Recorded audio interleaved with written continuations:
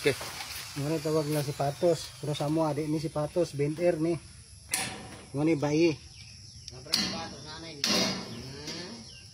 Ngani bayi diri sa mo. Di gid mi naga rivets diri sa Davao. Wala man punta ni ingon sa uban nga ang rivet. Dili pwede pero diri sa mo sa Davao dili pwede ang rivets nga gutter.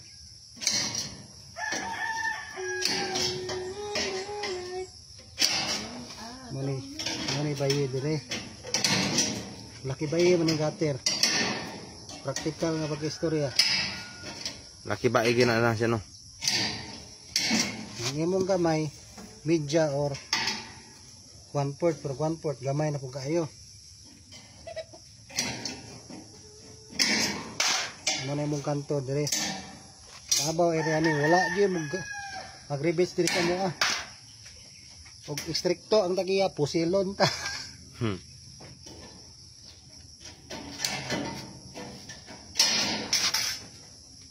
Sabi na mga engineer diri sa Davao.